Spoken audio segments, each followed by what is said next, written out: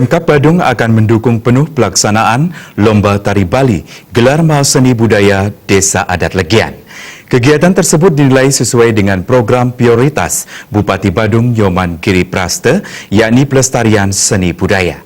Lomba tari yang rutin digelar setiap tahun tersebut juga memperebutkan piala bergilir Bupati Badung.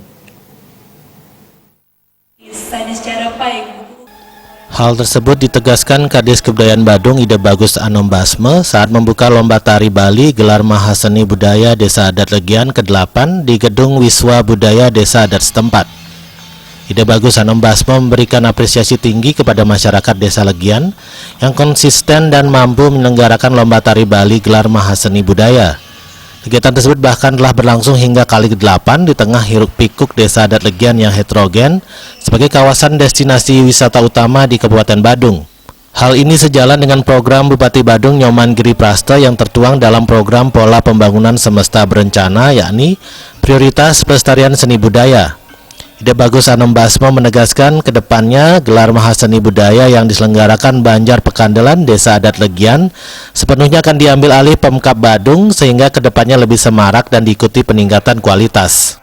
Patut kita hargai dan kita nanti saya sudah sampaikan kepada panitia, coba kita hitung ke depan, kita ajukan di perubahan ini, mudah-mudahan nanti dana memungkinkan kita ambil alih dari pemerintah Kabupaten Badung supaya nanti ke depan lebih semarak lagi dan kualitasnya lebih baik lagi.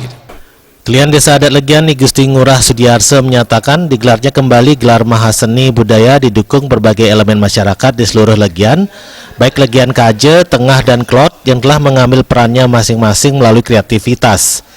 Gusti Ngurah Sudiarse yang juga anggota fraksi PDIP DPRD Kabupaten Badung menyatakan, selain menjadi ajang pelestarian seni budaya, kegiatan tersebut menjadi ajang pergaulan. Sebagai wujud nyata komitmen dukungannya terhadap Gelar Mahaseni Budaya, Gusti Ngurah Sudiarse menyerahkan bantuan pribadi sebesar 10 juta rupiah di luar bantuan 15 juta dari Desa Adat dan LPD Legian 7,5 juta rupiah.